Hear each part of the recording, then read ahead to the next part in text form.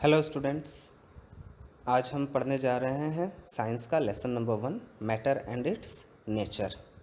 Matter और उसकी प्रकृति, कि वह किस तरह का होता है, कैसे हम उसे पहचान सकते हैं, कैसे हम उसे डिफ्रेंशिएट कर सकते हैं, ये सारी चीज़ें हम इस चैप्टर में पढ़ेंगे।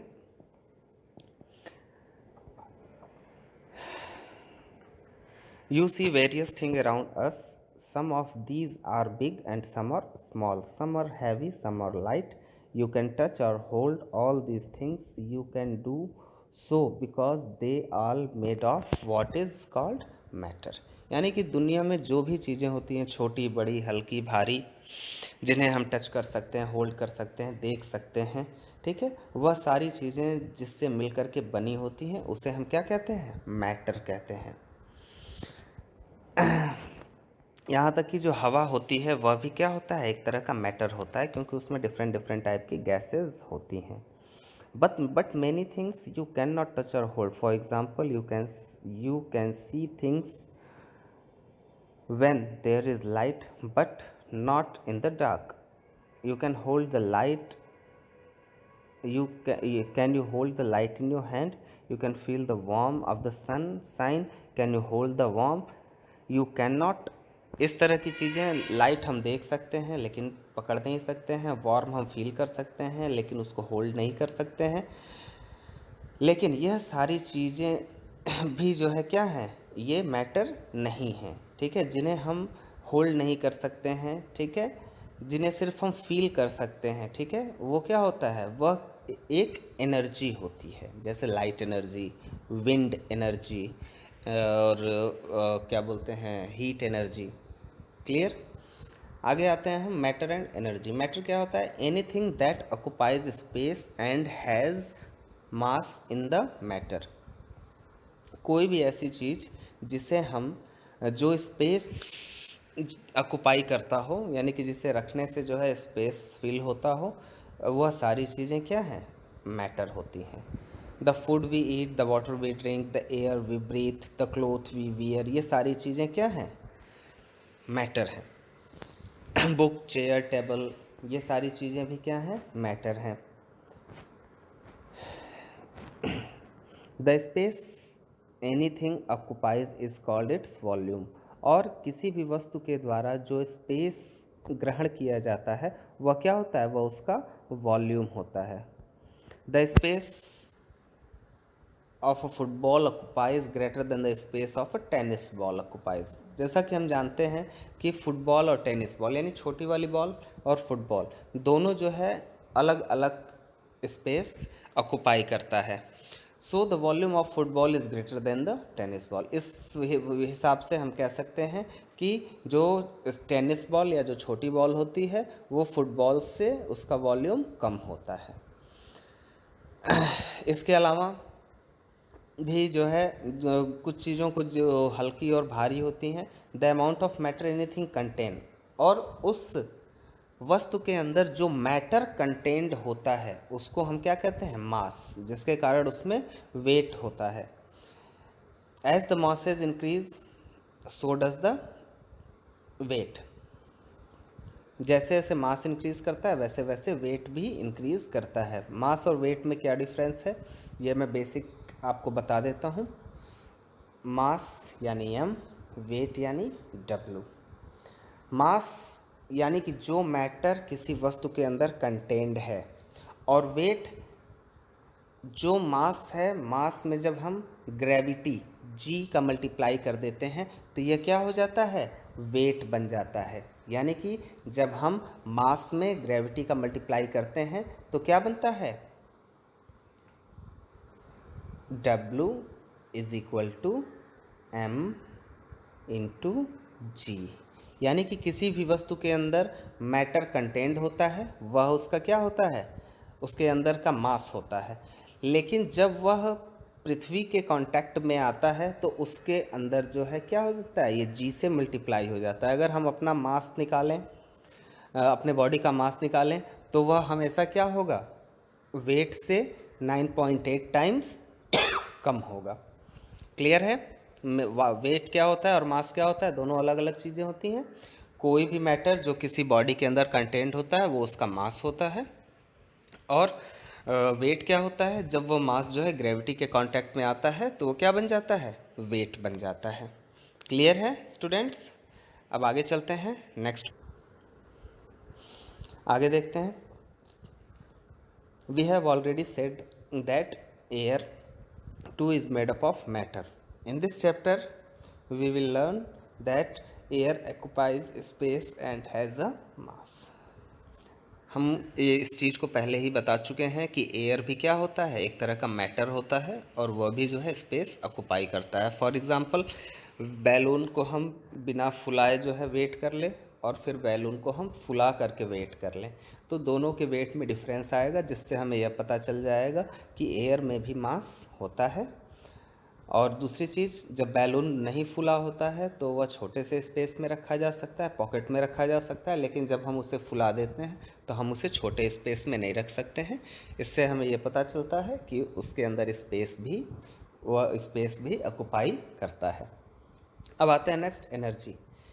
Anything that is not a matter but has the capacity to do work is energy. कोई भी ऐसी चीज़ जो मैटर नहीं है लेकिन फिर भी उसके अंदर कैपेसिटी होती है किसी कार्य को करने के लिए। For example electricity, sound are the form of energy. Electricity make fans to move. Electricity से क्या होता है, वह जो है फैन को मूव करने में सहयोग करता है। Sound makes our ear drum to vibrate so that we can hear. तो इस तरीके से साउंड और इलेक्ट्रिसिटी क्या हुआ, यह एक तरह की एनर्जी हुई। एनर्जी क्या होती है, anything that is not matter, कोई भी चीज़ जो वस्तु नहीं है बट हैज़ कैपेसिटी, लेकिन उसके पास वह क्षमता है। किस चीज़ की क्षमता होती है, टू डू वर्क, किसी कार्य को करने की क्षमता उसके अंदर हो लेकिन वह कोई मैटर ना हो, तो ऐसी चीज़ को हम क्या कहते हैं, एनर्जी कहते हैं। Energy can be changed from one two another. Energy को जो है हम चेंज कर सकते हैं एक फॉर्म से दूसरे फॉर्म में। For example electrical energy is change to light energy. Electrical energy को लाइट एनर्जी में कैसे कन्वर्ट कर सकते हैं, इलेक्ट्रिकल एनर्जी को जब हम किसी बल्ब को देते हैं तो वह लाइट एनर्जी में चेंज हो जाता है। उसको हम मैकेनिकल एनर्जी में कैसे चेंज कर सकते हैं, जब वही इलेक्ट्रिसिटी हम किसी मशीन को देते हैं तो मैकेनिकल एनर्जी में कन्वर्ट हो जाता है। ठीक है, तो इस तरीके से हम एनर्जी को क्या कर सकते हैं, ट्रांसफॉर्म कर सकते हैं, चेंज कर सकते हैं। State of matter. State of matter का मतलब हुआ कि मैटर किन किन दशाओं में पाया जाता है, यानी कि वह किस किस तरीके से एग्जिस्ट करता है। तो 3 तरीके से कोई भी मैटर एग्जिस्ट कर सकता है, solid, liquid and gas.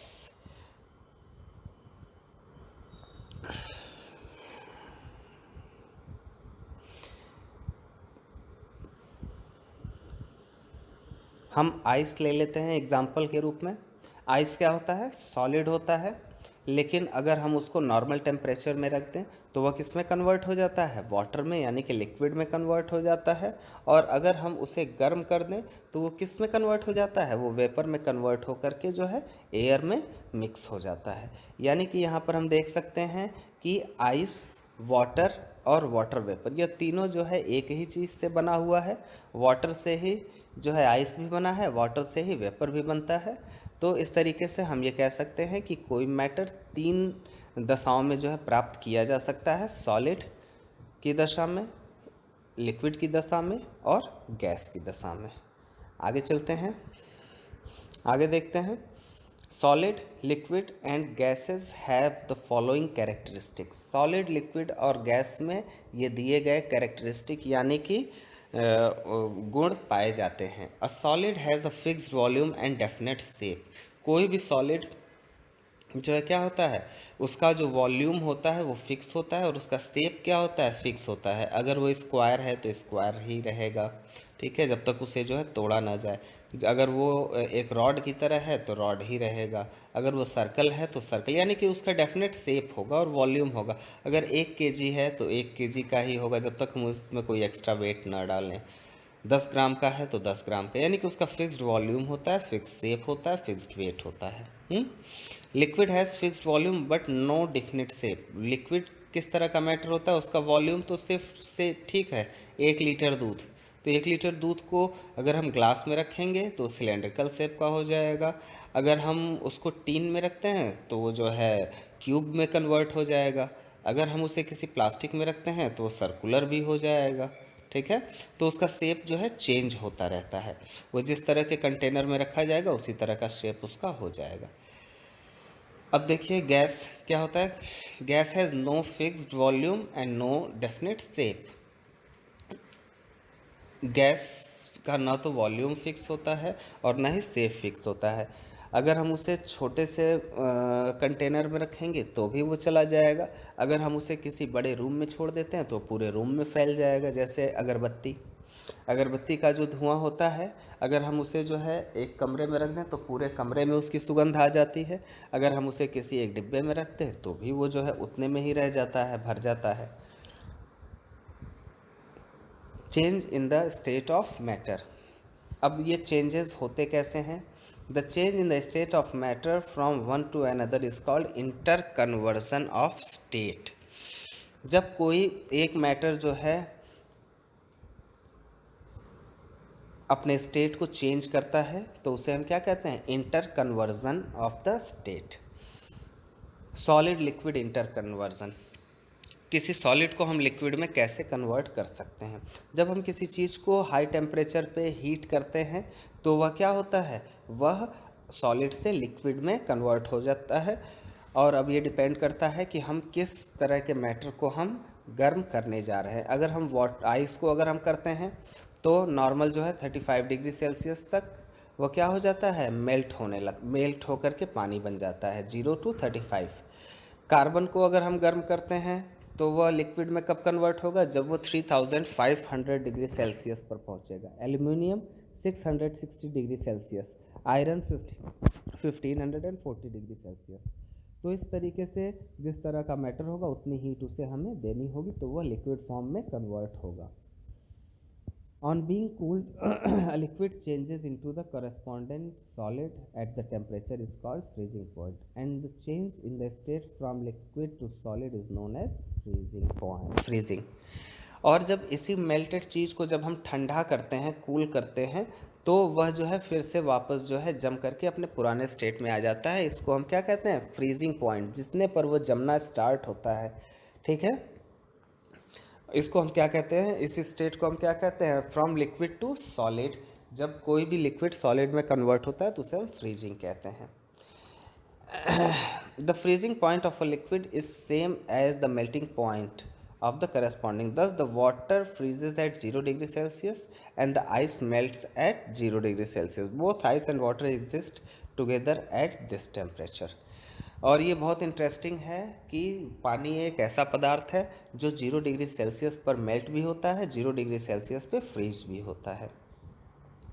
This also implies the substance will exist in the solid state only below the melting point and in the liquid state only above it. Thus the substance ordinarily exist as solid have melting point higher than room temperature. Similarly, substances ordinarily exist as liquid. For example, water, ethyl alcohol, acetone, mercury have melting point lower than the temperature.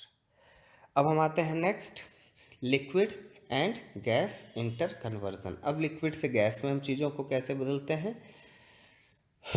When a liquid is heated to a particular temperature, it forms bubble throughout the bulk.